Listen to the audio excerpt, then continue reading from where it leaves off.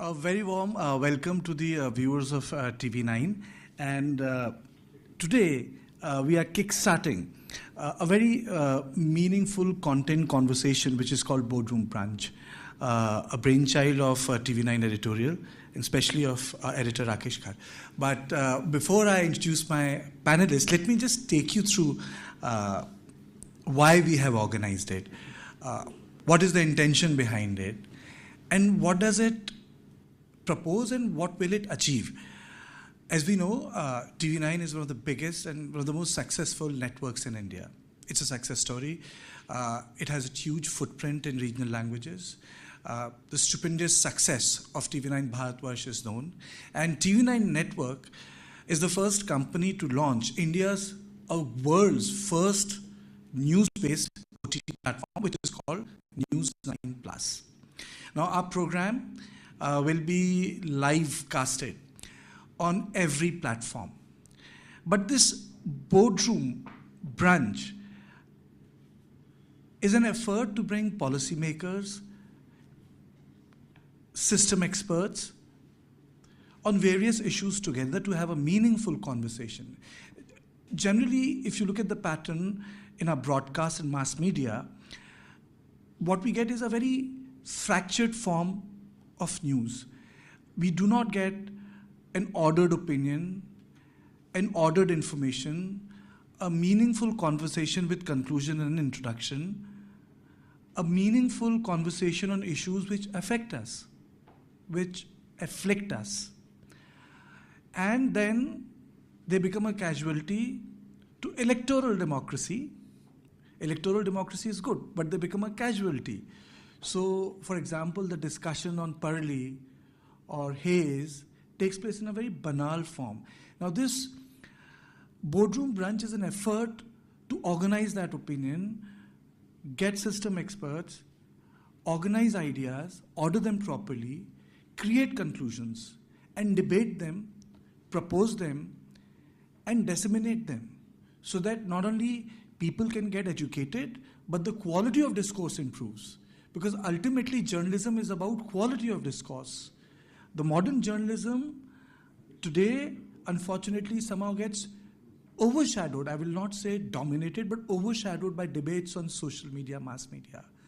This Boardroom Brunch is to break that clutter. So I congratulate Mr. Kar for coming up with this beautiful concept and idea. Thank you very much. And this is the first one. And we will be doing it more on multiple issues, where experts, policymakers, people who organize opinion in the street can come together and have a meaningful conversation, a meaningful conclusion, and a meaningful discourse which enriches our journalism, content creators, and provide an insight to our policymakers who somehow get buffered from what's actually happening on the ground. But maybe this is the nature of power. Maybe this is the way power orders itself. So let me just introduce our eminent panel. I'm joined by Maheshchand Mehta. He's an environmentalist. You know, I really don't need to go into detail that he also was awarded Ramanon Magsaysay's Award, and he's a Padma Shri awardee. I am also joined by Kavita Ashok, a noted environmental activist, Nimish Singh, Associate Fellow Terry. I'm also joined by Mr. Sardana, Vijay Sardana, agricultural economist and man who wears many hats. Avikal Somvanshi from Center for Science and Environment. Welcome to you, sir. Dr. Vinod Tare, welcome. Founding head, Center for Ganga River Basin Management and Studies, a very important program. For anyone interested in life sciences, future of Indo-Gangetic Plains, water security, and its impact on our security, national security. Generally, people don't tend to conflate environment with national security, but with the third pole getting militarized and weaponized with what we saw at Yangtze day before, 2 days ago, which was made public yesterday evening, it should be a great cause of concern. We are also joined by Subhash Sharma ji, author, environmentalist. We are also joined by Professor C.S. Dubey, Vice Chancellor, K.R. Mangalam University. Welcome to you, sir. Thank you for making time. Piyush Mahapatra ji, Assistant Director, Toxic Links. And Partha Basu, air quality strategic expert on pollution, something which really concerns us every day, because somehow people think that air pollution is about bad air and a little bit of coughing without realizing, with a bit of a study I was doing, that in 2021, more than 1 million people died because of air pollution. So I'll start with you, and you may take the mic. And what I really want you to is to set this conversation up, but with my little question, if Beijing can do it, if Mexico City can do it, why is Delhi grappling with GRAP? I think that when there is a determination, then the things can be done. But if it is when there is a determination to do things, the things happen. And in this country also it happens. But unfortunately, the environment is on the sidelines because there are too many interests in that. So whether we breathe air is contaminated. Even if you monitor in this room also, I'm sure that it will be higher pollution over here, you know.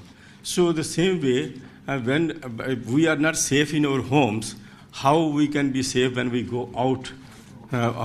So in the out, everywhere, you know, you can see the pollution of all levels, whether it's the industrial pollution, it is this burning of the crops and all this. You are here there, and you know whatever is happening in Punjab and everywhere. So this is the people, they are silently suffering. A majority of people in this country, maybe that is 70–80%, only those who are rich, they can have their own systems at home and control to some extent, you know, the pollution levels. But otherwise, when their children, they go out and they meet me in the schools and colleges and everywhere, and they say, it is very bad. And one industrialist came to me and he said, he was all the time, he was a good friend, but he was all the time opposing me. He said, no, industry will be closed down, this will happen. And he called me, I don't want to name him a big person, and he called me, he said, MC, I want to come and meet you.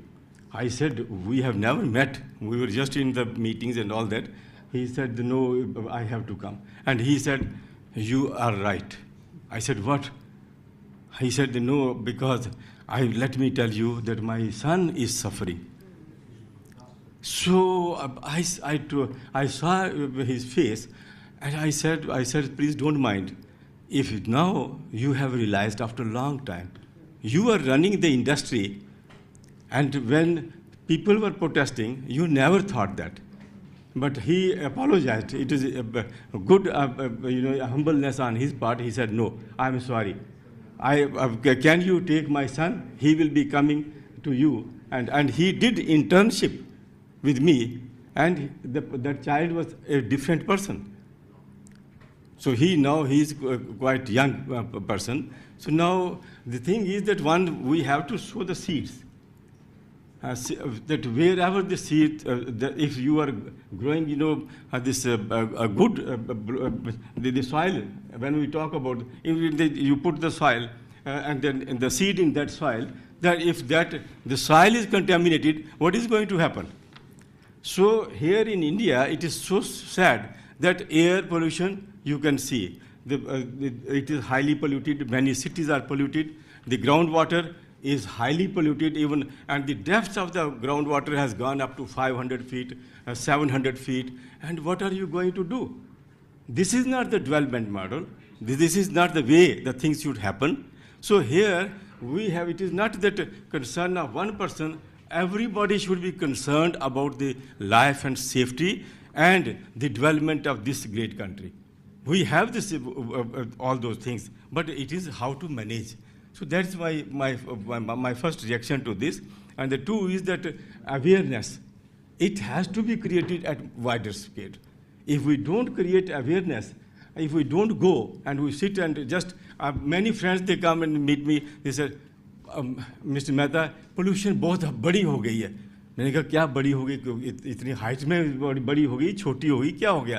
कहते नहीं, हाँ बस बहुत high हो गई है, मैं तो मेरा बच्चा भी नहीं कर सकता, मुझे भी जब मास्क पहन के जो घूमना पड़ता है, तो मैंने कहा why are you sitting idle over here, why you are wasting time with me, you why don't you educate people in your area? So if we don't do grassroots actions, I don't think that sitting here in this hotel or in the other places and all that we can change the world. So the first thing is that we have to become not inactive, active, action-oriented people. So only when we become that, I think things can change. That is my wish, and I think that happens also. Are we missing what's for the trees, Kavita ji? You know, the whole issue is that the debate, and let me take the conversation from here, is somehow in last 4 or 5 years, it starts from Parli and ends at Parli. But if you look at the data, and a bit of research which I did, I was astounded to know that there are other forms of pollution, air pollution. I'll take it to the air pollution.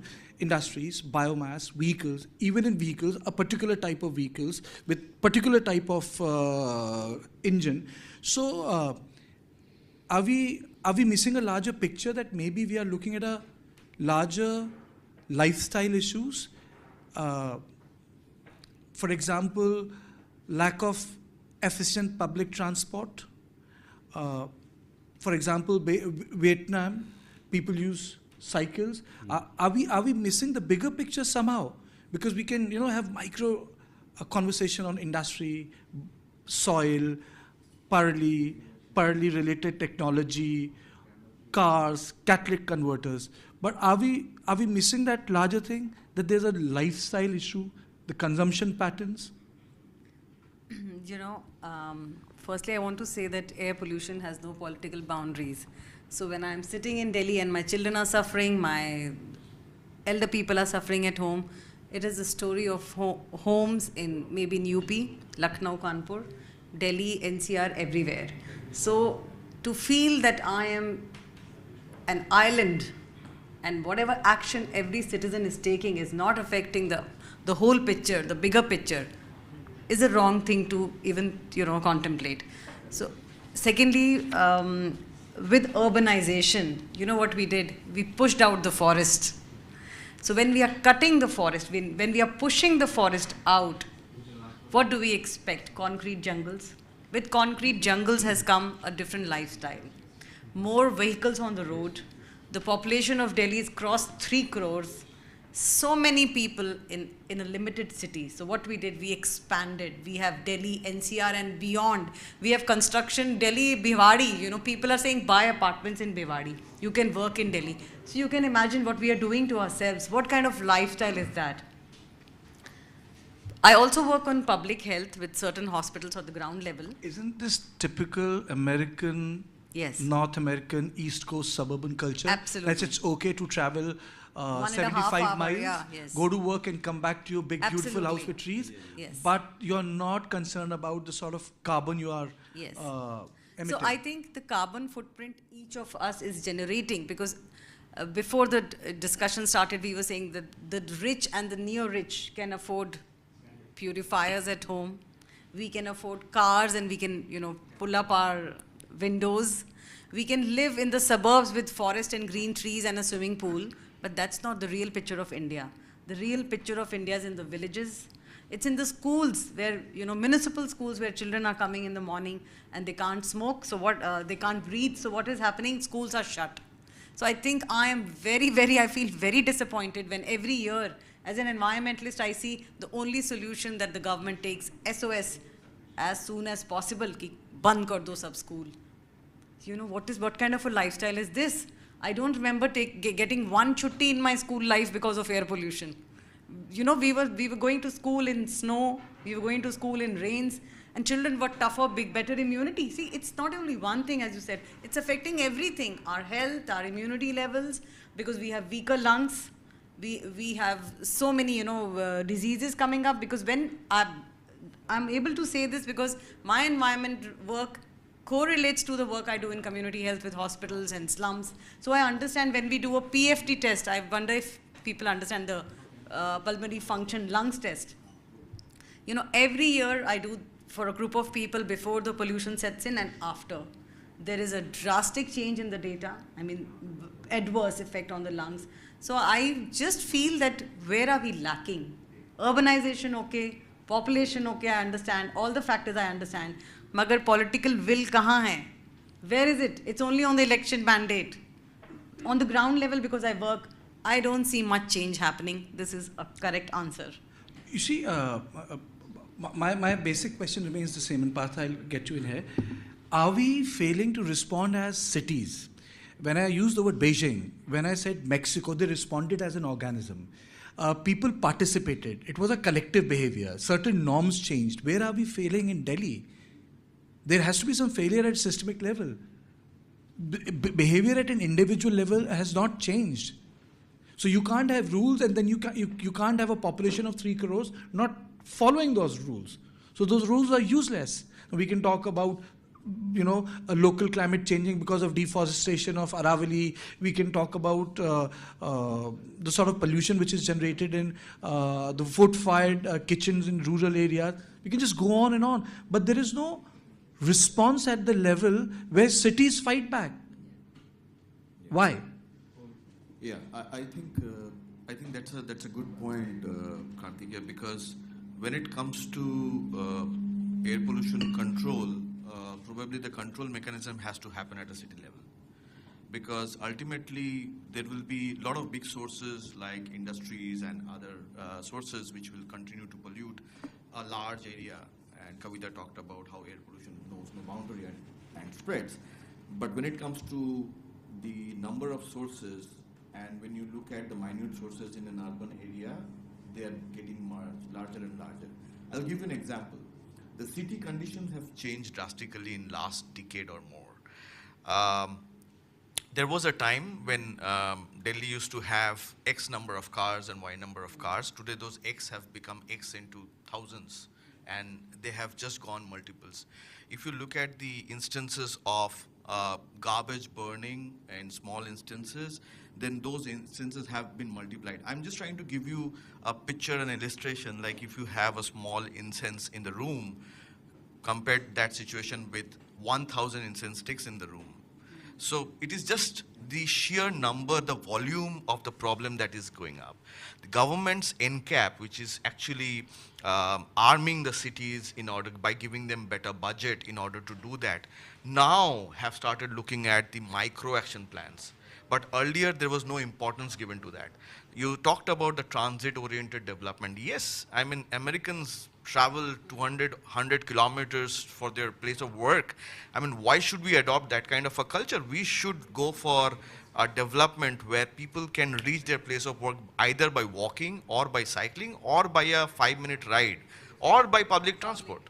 So, I mean, that kind of ease. Weren't older cities built like that? Exactly.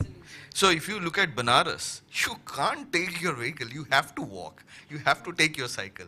I think in many ways that is so good because it keeps you fit and it keeps the environment much cleaner.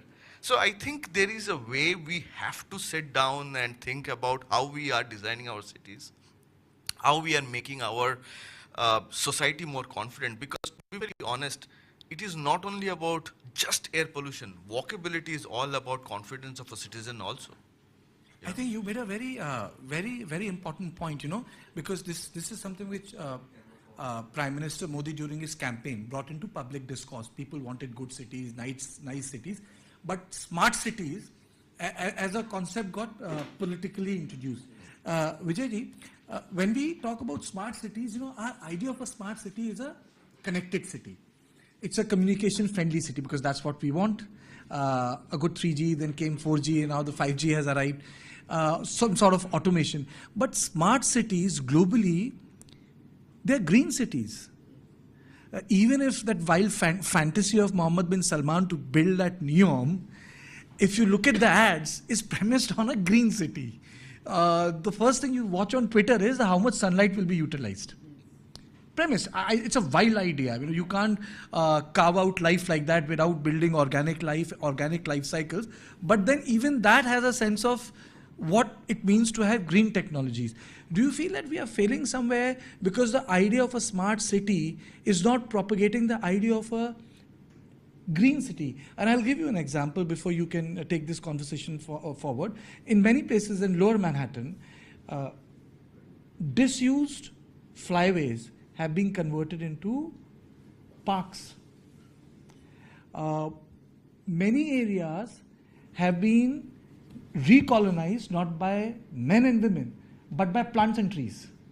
So we don't display that sense of getting the green back, because life has a way of coming back. I remember here in the first wave of pandemic, we could see Nilgais right in front of that huge mall.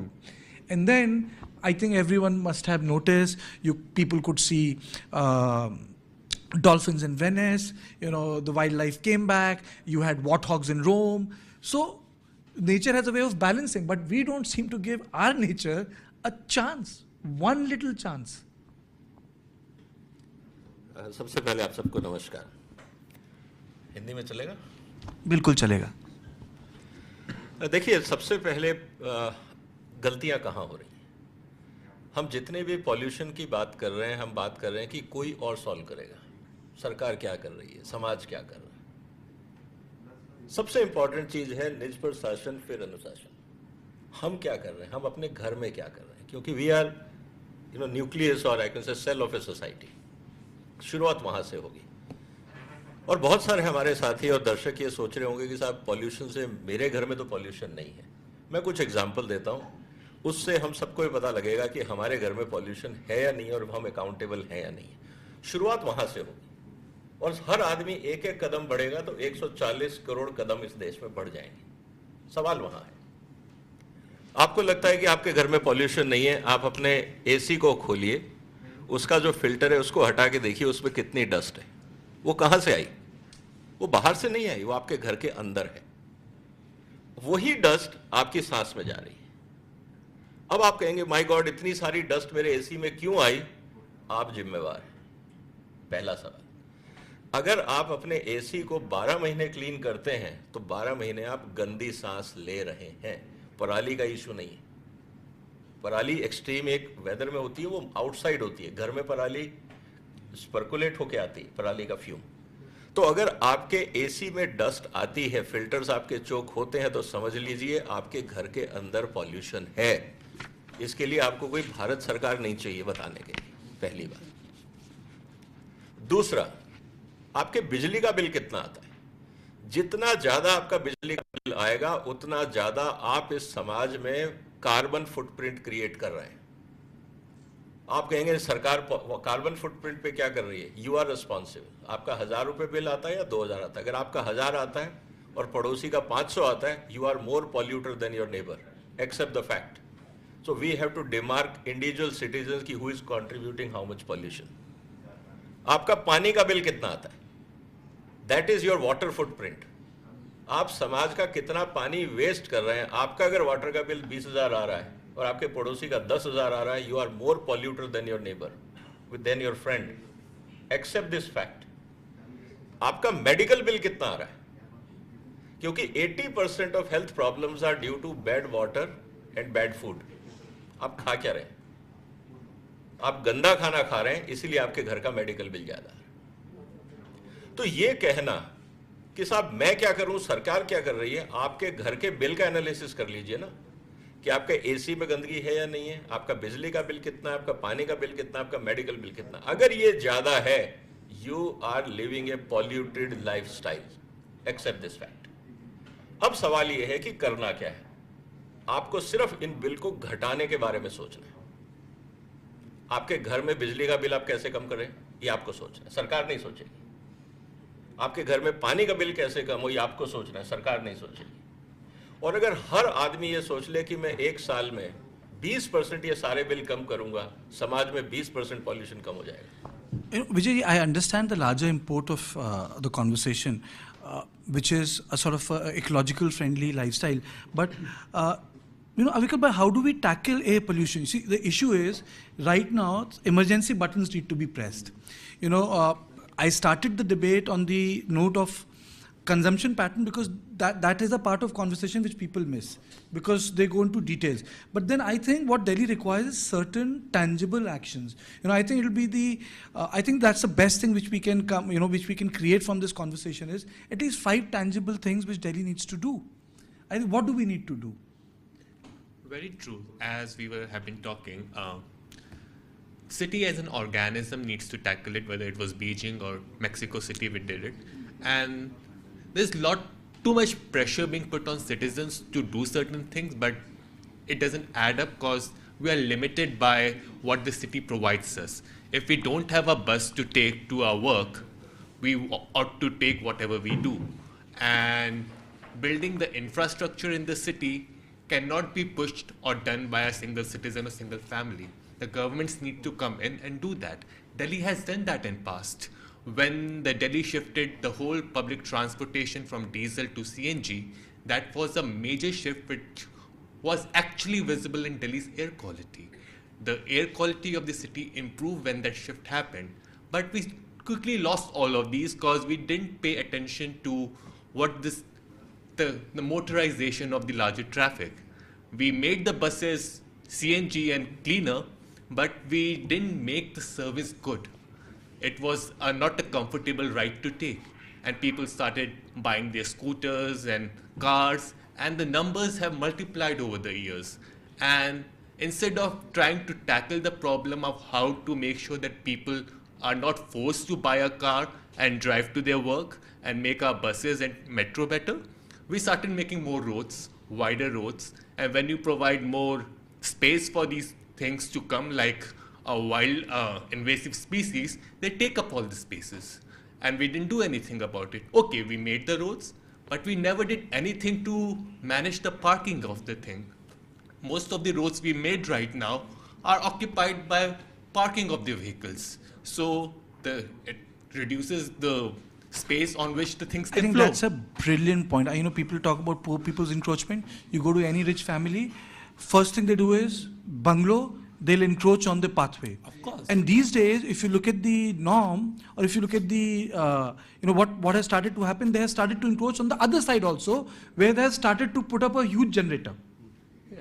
And not just that, if you look at the colony levels, go to any South Delhi colony, whether it's Defense Colony, Greater Kailash, CR Park, they have put gates. People cannot walk across these things. A distance for me from my house to the market would have been very easy, 5 minutes walk if those gates were not there. Now I have to take this circuitous route which makes it a kilometer walk, and I can do it. I'm young and fit, but 20 years down the line, if I have anything, and if my parents cannot do it, they're forced to ask like, oh, can you take your car out and take me to the market when it's a 5 minutes walk if those gates were not put in.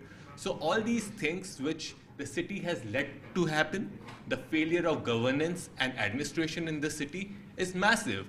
I bike to my office. It's a 30 minutes bike ride from my home. Most of my colleagues are shocked that I do it, but it's a danger I'm opting to do.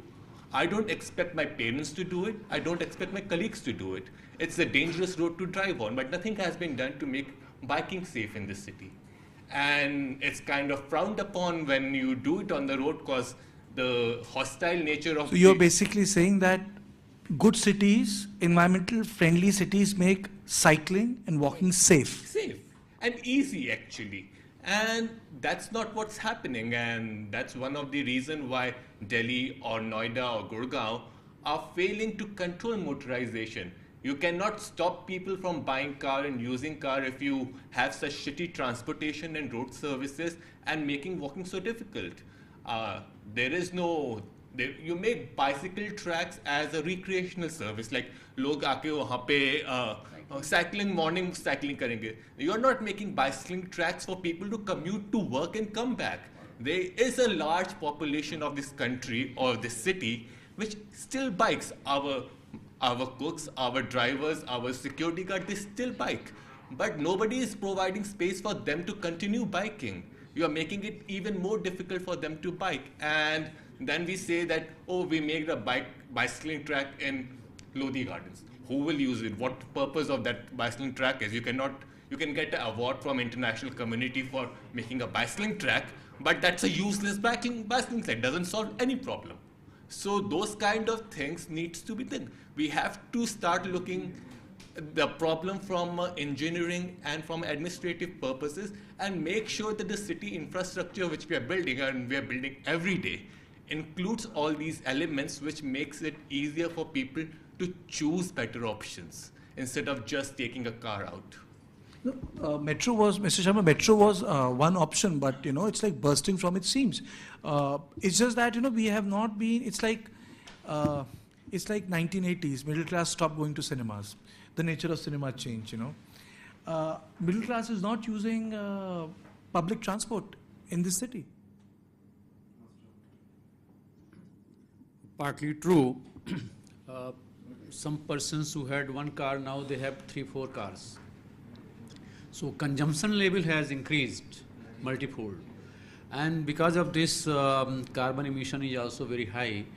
Though we say that America is emitting about 20 tons per head annually, and we are emitting only 1.4 or 1.5 tons per head, but cumulatively, being a large population, we are also emitting huge. So we have to see that in metros also, that how our consumption style has changed a lot, and now it is thought that if you are earning higher income, you have to be the owner of a vehicle, or, I mean 3-4 vehicles, and that is guzzling of SUVs, and that petrol, diesel, etc. too much is consumed by big vehicles. So that Bharat Stage 6 is also far behind. We have been still at 4, stage 4. May I interrupt you? Because, I know you have an absolutely important point to make, that, SUVs are guzzlers. But the air pollution is primarily in Delhi from Tuti. Those converters, now what do? You can't expect rich to drive an SUV and expect poor person not to drive a two-wheeler. But the nature of that beast is such, it's creating worst sort of pollutants, if not pollution, worst component of pollution. That is true. I agree with you. That is true. But if we see the overall picture, we find that India is ranking now in Environment Performance Index 180 out of 180 countries that have 63 cities out of 100 no. are Indian cities in air pollution. I'm saying different thing.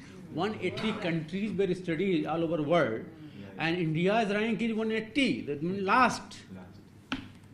And 63 cities, you are right, that globally, but out of 50 toxic air producing cities out in the world, 35 are in India.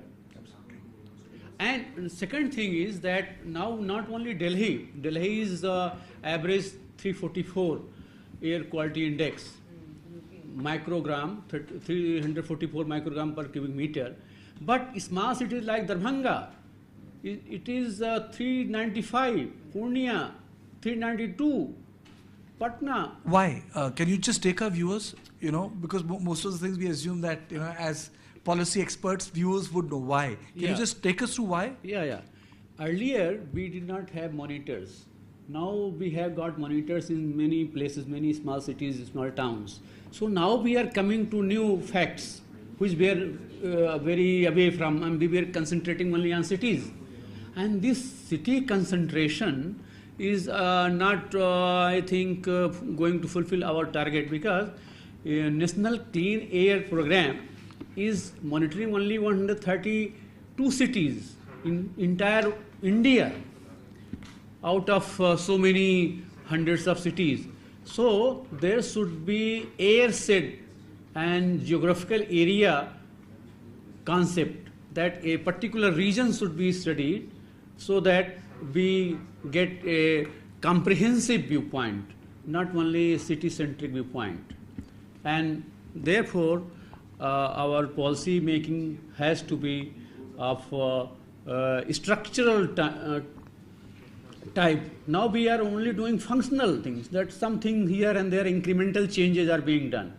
And in agriculture also, there is a need for change, because too much water is consumed in irrigation, So drip irrigation, sprinkler irrigation is to be popularized. In some areas it is being done, but it has to be done all over India. And this PM 2.5, that is very, very fine, about 1 by 13th width of hair, human hair. So fine we are not able to see it, but it is most damaging. And therefore, we have to be conscious individually, as Mr. Sardana was saying, then civil society, then market, industries. Most of the miners, most of industries are creating such things, and of course ultimately the government. So all fronts are to work together to reduce this pollution all over India. I think when you spoke about the area thing, Dr. Tare, there is a specific nature of the Indo-Gangetic Plains. I remember I was doing a show, and somehow the mood was at that point of time against the Aam Aadmi Party, and the whole idea was that you said, Delhi will be, the bad days of Delhi will be over if, you'll have a government in Punjab, because we'll tackle the issue of Parli. And obviously there was a studio outrage. And the studio outrage was that AAP is not doing enough. And the gentleman said, this is about the plains of South Asia, and it's coming from the Punjab side of Pakistan, and air has no boundaries. So I was slightly stumped, because I think I fell short on my research at that point of time. I said, maybe it's true, because, maybe they are also burning Parli. But then when the program was over, when I went through more papers, I realized that Indo-Gangetic Plains behave differently. Pollution tends to settle in here more because of local feature. Then we have done changes at micro level. For example, the Aravalis have been denuded. So it started to affect our climate. My question to you is that, are we failing to also factor air pollution in rural areas? And what are the sources of air pollution in rural areas which needs to be tackled, as he was saying, that we can't be just city-centric? Okay, I'll take this conversation further. Yes, we need to broaden our field, but if we have to factor those rural areas, what are the focus areas? Where should the government, policymakers and people on ground be working on? Okay. I think the sources of air pollution, when we talk about, they are from everywhere. And I think invariably we ignore, I think rural areas probably emit more than only the cities. Particularly if you talk about the day-to-day activities, and more importantly, the biomass burning. Okay. What we have done is people will do what is easiest for them to do, right?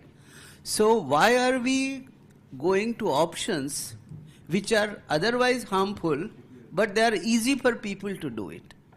So obviously, so one is, if it is easy for people to do it, they'll do it. If it is economically more viable for them, they will do it. Okay. All the time we are talking about environment as a issue of morality. I think it has to be part and part of our daily, and if I can say, unless until you value and economically value things, the things are. And another thing that we are talking about, of course we have issues, no doubt about it, there are problems, but we also need to talk about measuring things that we need to measure and indexing it. Like, for example, I am not sure the air quality index that we talk about, and on the basis of that we say India has the world's most polluted cities or whatever. It may be true, but are we actually having the right kind of measurements and indices? I can give you my own example, work on Ganga. All the time you say, people say Ganga is the most polluted river of the world. I want to ask a question, what is the basis to say that? Just because at some few places, aesthetically, there are some filthy conditions, on the basis of that we say Ganga is the worst. But if you look at the 2,500 kilometers length of the river, out of that, just 100 kilometers is the one. But rest of the 2,400 kilometers, there is good ecology, good life, good biodiversity, And then we say it's the worst, most polluted kind of thing. So I think this is also an important issue when you are, like he talked about, the air quality index based on what we are measuring now is probably much worse and probably has been like that for years together. So are we really reflecting the right kind of situation, or we are just borrowing, those kind of things from elsewhere and then trying to find solutions to do that. So I think this is again a very different kind of things that we have, and to some extent, I'm little knowledgeable about how these indices are developed and what these indices are. Do they reflect properly? Same thing in Ganga water quality and other things. So I think we need to have a very different, and then we use those parameters, rely on the court, and then courts or NGTs gives all kinds of orders, and we are probably, where we should put the efforts, we are putting in a different direction.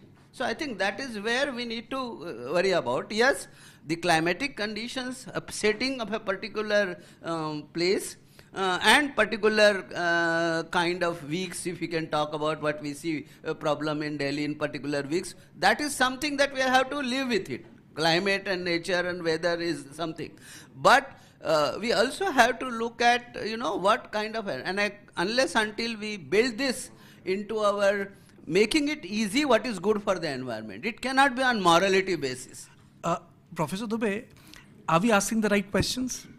Seeker wants to know the answer, but I think the proof of the pudding is also in the asking right questions. Are we asking the right questions? Because then we'll lead to right answers. You are asking the questions, to that the answers, many people know about that. There are some things which have come up which are really looking at that. Our expert has said that you have to count upon the individual environmental social governance, which is very, very important now. Because it is time has come that you have to change yourself. Change the human body. Chiti jal pavan gagan sabira, isse bana हम शरीरा. तो यही सब चीज़ें हैं जिससे हम बने हुए हैं. और अगर इसका ख्याल नहीं रखेंगे तो कुछ नहीं रखेंगे. और भी चीज़ें आई हैं जैसे पोल्यूशन के लिए हम लोग जानते हैं.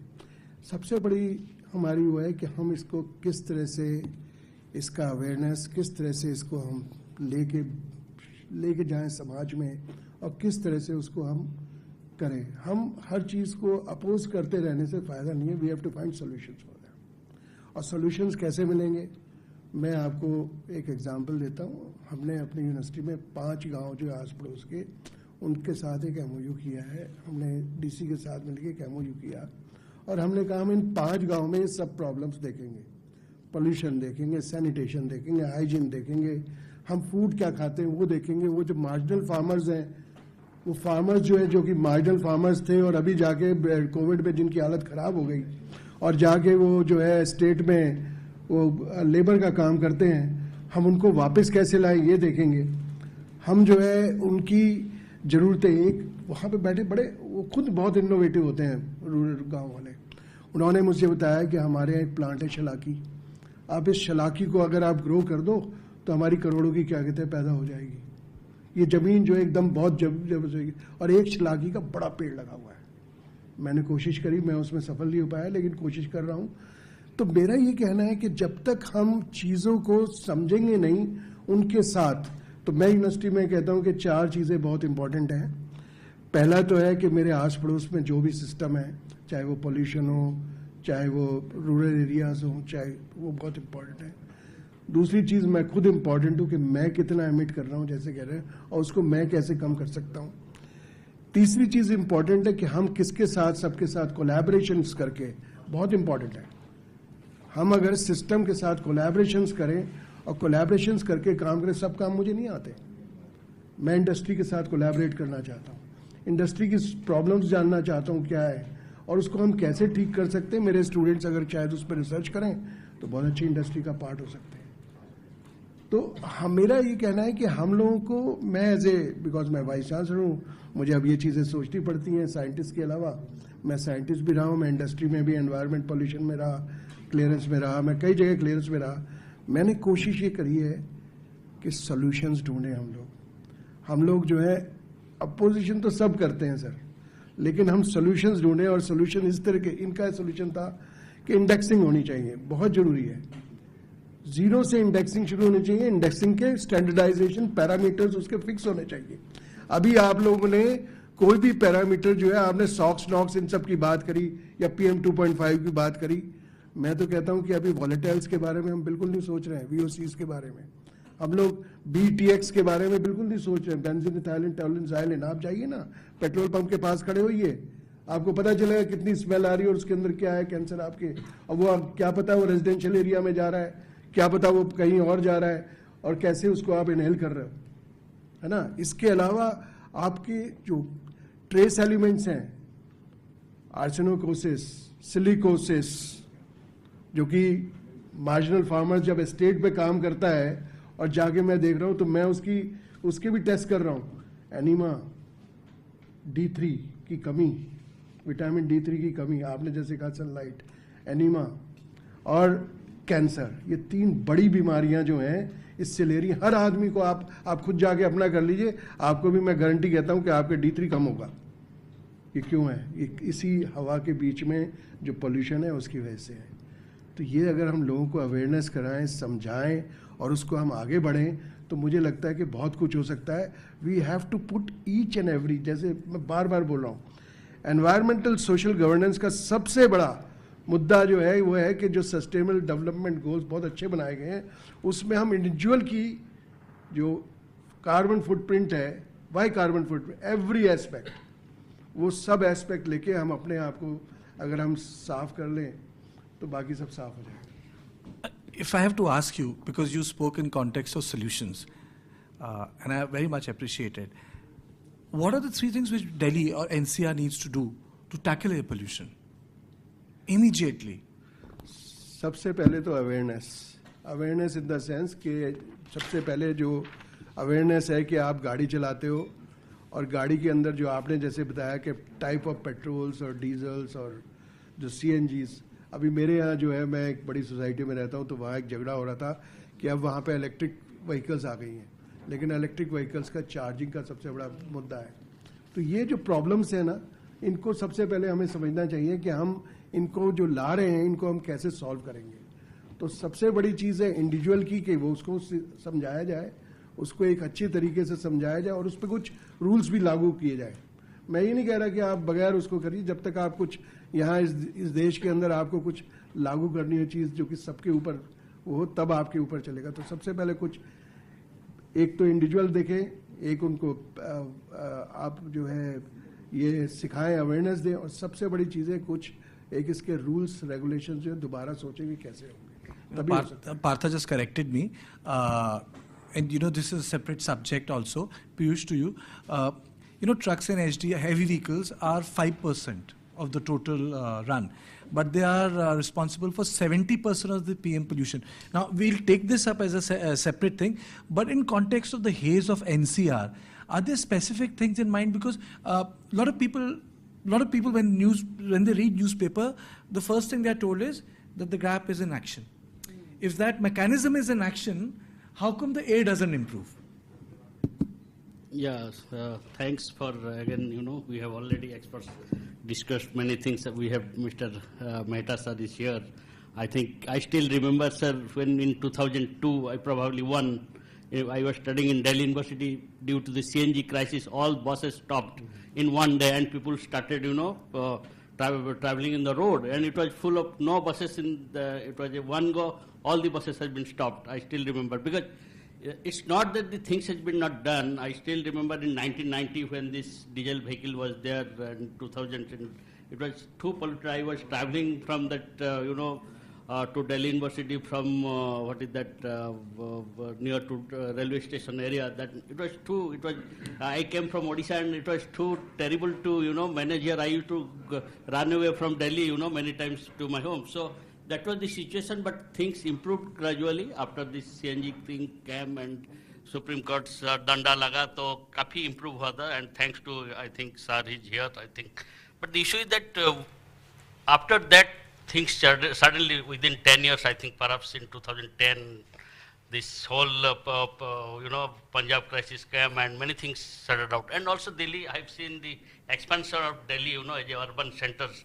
We couldn't think of travel to, Vaishali, Ghaziabad at that time, and now I'm staying in Vaishali. So, this large-scale urbanization started, and we didn't, perhaps not think of that. And what have we done? We have done some ad hoc approach here and there, some, so that is one of the biggest crises. The way the expansion that was not visualized even at the policy levels also. The way I'm talking about not Delhi, it's all about Delhi NCR basically. It's not Delhi. People are traveling from Meerut, from from Alwar also they've started, and we are so planning to take people from out. Also, thanks to also we have doing some public transport system. So it's a very I think when we are talking about air pollution, it's need a huge vision. That vision was lacking. I think still Are you talking about limitless urbanization, where that's one city merges into another? Yeah, the city has no sense of self. It just radiates out and out. Secunderabad and Hyderabad. Yeah, exactly. This we are not thinking of that. And at the same time, we are not concerned about the way urbanization happening and also how to tackle the other, environmental challenges. We are talking about biomass burning, and sir told about, many things about invisible problem like VOC. I'm talking about dioxin, furan. Many waste burnings, it's a huge challenge, and dioxin furan is the main cause of cancers from this, combustion of this biomass and other plastics and other things. So there are many multiple challenges. I think as a Delhi NCR, we have not thought about. We are talking more about development, urbanizations, moving the city, expanding the city. But at the same time, that planning of, tackling this whole environmental challenge, not about the air pollution. You go to the,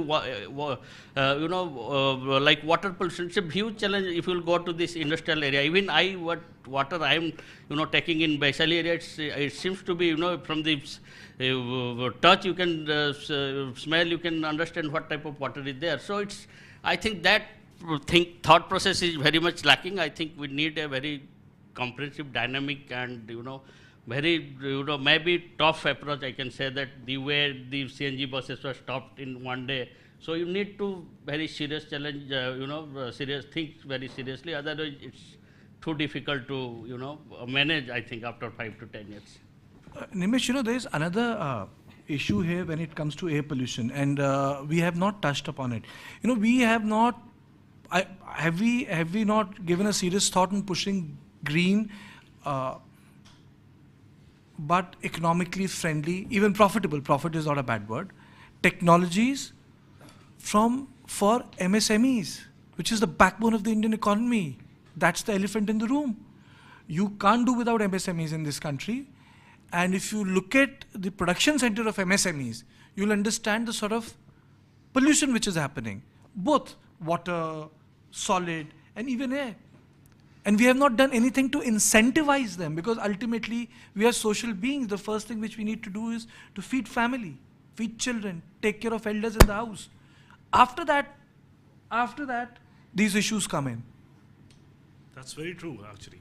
MSMEs are responsible for a major chunk of the particulate matter that is being emitted across this country, actually, not just city. Even the black carbon emissions have been attributed mostly to the MSMEs of the country. And there have been some schemes which government is actually trying to implement to limit the emissions that is happening from these MSMEs. Like, these MSMEs are quite small scale, and they have very less capacity to make profits, so they burn anything and everything that they get, which actually amounts to a huge amount of air pollutant being emitted across the country. We are actually seeing that in Bhiwadi. It used to be in Delhi, which have over the time have shifted to the fringes of the NCRs. Now, to limit these, I think it's Panipat, where they are coming up with common boilers. They need to get steam or energy produced. So rather than regulating all these small MSMEs, which are huge in number, government is trying to promote a single point of power, like common boiler for one industrial cluster. So they are actually doing that in Surat, which has been successful. Aren't we too late? I remember in 2019, I was in Vladivostok. I had gone to cover it, but became a part of the East Asia Summit as one of the member speakers. And I was very amused that some of the, at some side, because it was in late September, if I recall it correctly, there was a lot of steam coming, and I was told that Vladivostok as a city does not allow individual boilers at home. True. It does not allow you to heat your water. City does it for you. True. To conserve energy. So there is no individual geysers at home. You get hot water, but hot water is equally shared by rich, middle class, poor people. So the city ends up conserving a lot of energy. That is true actually. We are late because our target is not exactly set. We talk about air pollution when we see it actually. So we are not trying to reduce pollution. We are trying to reduce smoke. Because the sources of emissions remain the same, be it summer or winter. The number of vehicles plying on the road remains the same, be it May or June or November or December. I think that's a very important point. People see smoke, but they don't understand that you can have a pollution even without smoke. Yeah.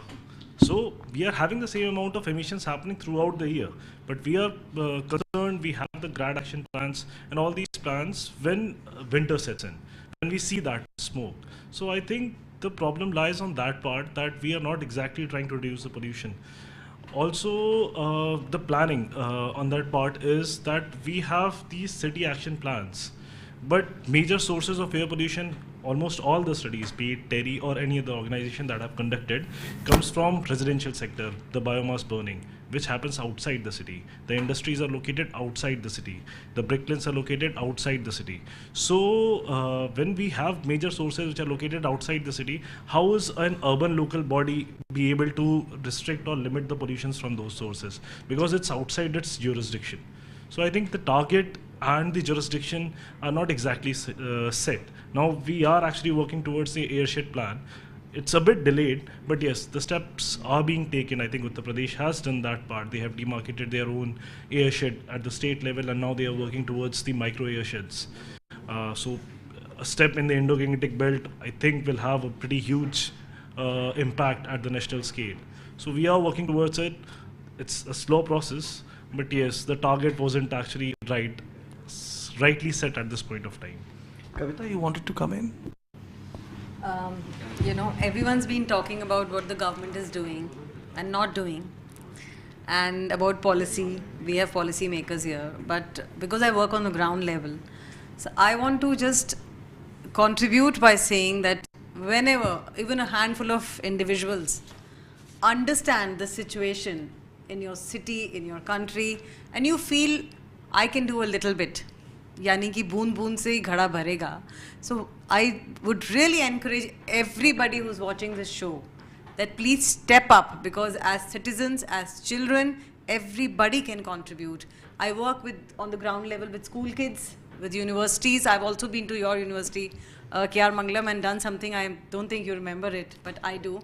So I work with school students. We do plantation of trees. With RWAs, we are doing waste management workshops with them. In fact, even during COVID, we did some workshops because people could sit in the lawn and understand how compost can be made. So it's not about the big, garbage heaps which are burning, which are creating the, air pollution. It's also within our homes, outside our homes, on the roads, in colonies. So I think waste management, plantation of trees, understanding how to cut your carbon footprint. So we are addressing women, because mothers play a very important role even in pollution. I don't think people are understanding. Look at plastic pollution. The whole kitchen is ruled by the lady of the house. She can make the move. Even air pollution, your stoves, what you're cooking, what you're throwing out, whether you're segregating your garbage or not. So I think everybody has a role to play. The idea is to get together, make a movement, create more awareness campaigns, involve as much people as we can, because I would not like to sit here and blame the state government or the Modi government and say not enough is being done. Let us all look inside. How much are we doing? Am I walking to my nearby market, or am I pulling out my car or scooty? Am I able to tell my children to not burst crackers because it's already very dirty?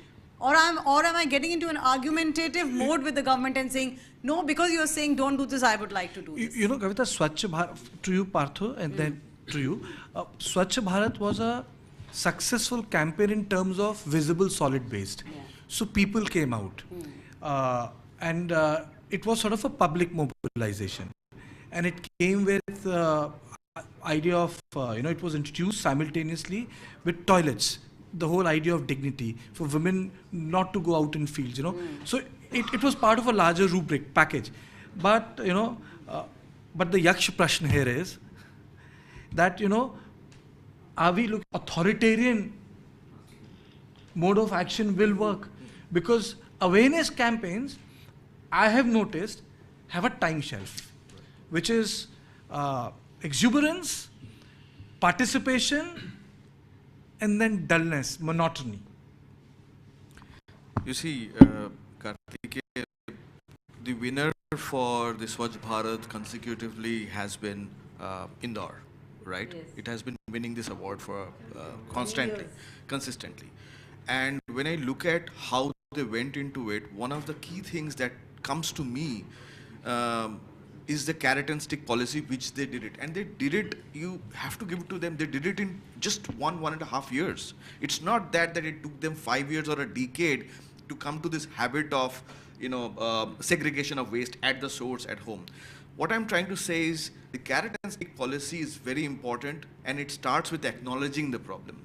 Whether it is the SMEs within the MSMEs, whether it is the heavy-duty trucks within the transport, or whether it is the waste which is there. Until unless we understand that there is a problem, we recognize it, we cannot get into either facilitating any kind of a control mechanism by penalizing it, trying to have a corrective action, or to recognize that there is a good action being done by the other party and provide them some kind of... Because Partha, there is an issue. You can clean your water. You can choose not to drink it for 5 hours. You can't do that with air. You can't do that with air. The time has not come which people saw in Beijing where they had to wear filters, the mask. Absolutely. And the biggest problem is that when it comes to waste burning, you don't know what is burning. You see, when it is a biomass burning, it is wood burning, paper burning. When it's waste, there are household chemicals which are getting to it, which are reacting within themselves, and the new leachate is forming, and that is being burnt. So we do not know the toxicity which Sir was talking about. Actually, that is happening there, and that is not measured because we do not have a standard for toxicity right now. So it is a very, very complicated issue, and we have to actually look at it in a very, very microscopic manner. Avikal, and then to you, Papa. So coming back to the point of putting emphasis on people and making enthusiasm, if you all remember, there was something called Rahagiri happening in Delhi NCR. Where did it go? People were enthusiastic, people were coming out in streets, and everything was happening. So there is a limit, as you said, there is a shelf life to how much people's organic reactions and enthusiasm will last. And if that thing is not captured by the government to make that thing into a infrastructural solution or systematic change in the way the city works, the city is managed, things will not sustain beyond a certain few years. Like Rahagiri died in 3-4 years. It's not, we don't have pedestrianized CP or Galeria market nowadays. Not happening. People are not even showing up. You just need to go to Khan Market and count the number of cars there. Yeah, simple. So one thing you've been asking what Delhi can do right away, have a parking policy. If you go to London, if you go to New York, people have cars, they don't drive it because they know they won't be able to park, and if they park wrongly, they'll be charged a hefty fee which they cannot manage. Delhi can't do it. Delhi has not been able to do it for years. There have been Supreme Court orders asking Delhi government to do it. They are not doing it.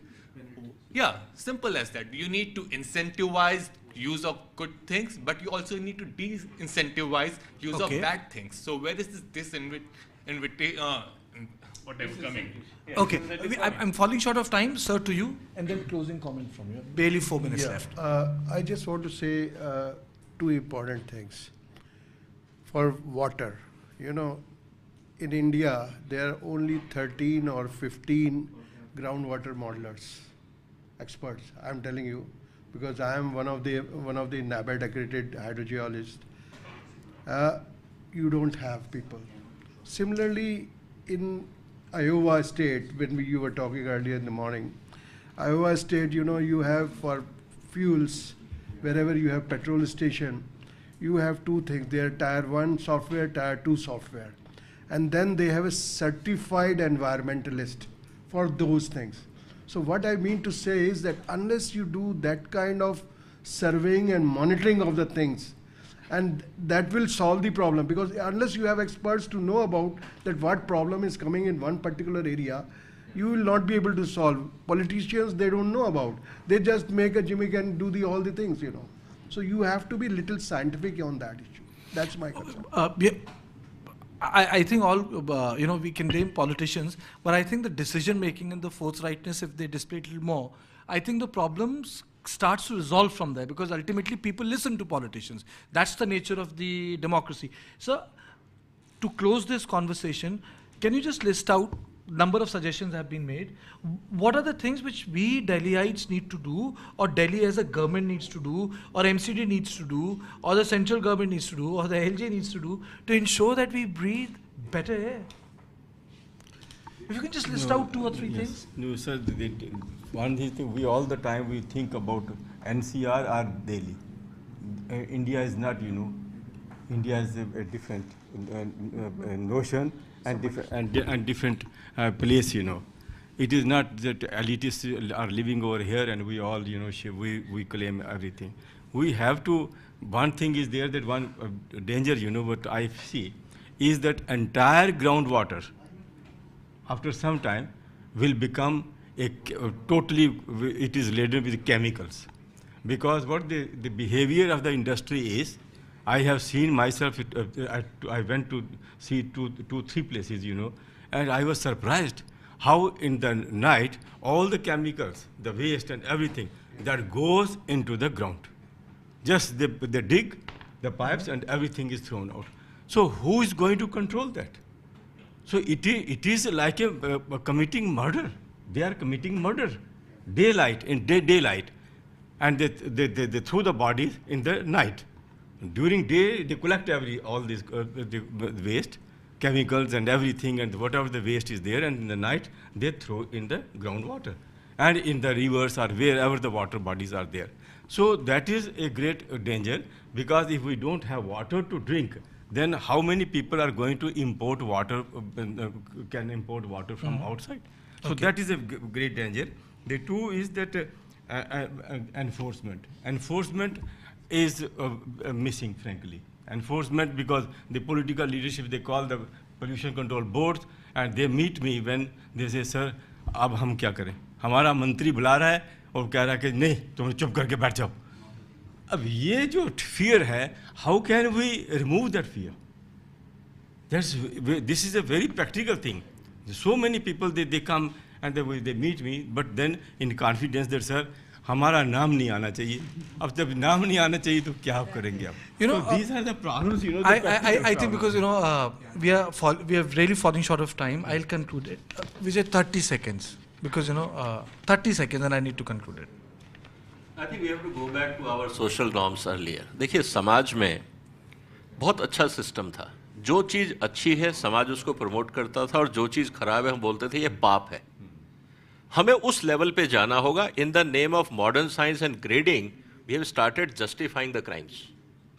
ये बहुत खराब हो. अगर कोई pollute कर रहा है, जैसे आज भी गांव में आप जाइए, कोई थाली में खाना छोड़ता है तो ये कहा जाता है पाप लगेगा, खाना मत छोड़ो. Food waste is controlled in villages. Delhi के हर 5-स्टार होटल में फूड वेस्ट होता है, we take it as a Prestige.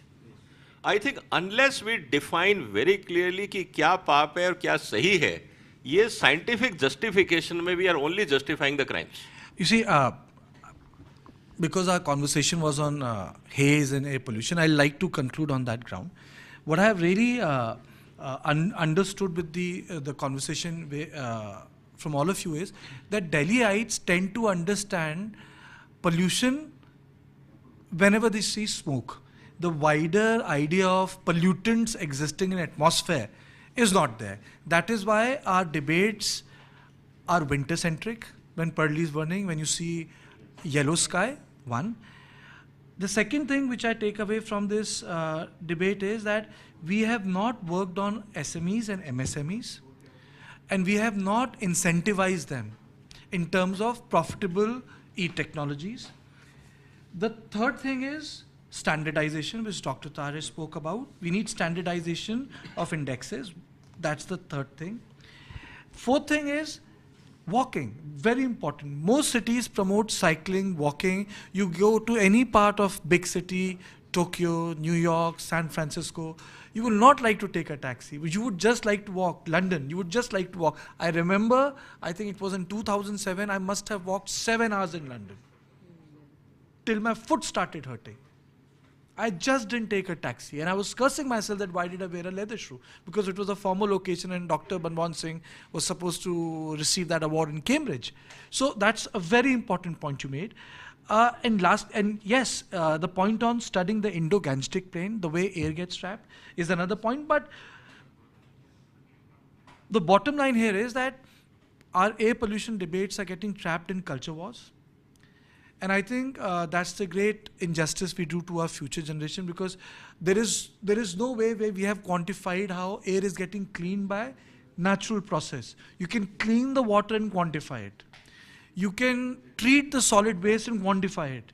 But how do you treat the air in and around Delhi?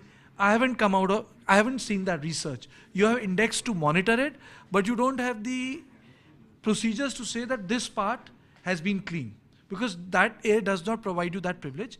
So the bottom line is, the way Ministry of Forest and Environment were bifurcated by the present regime, I think we require a different nodal agency at a central level where air pollution is tackled at a broad strategic level and a tactical level with working technologies, because I don't think no political party will have the stomach to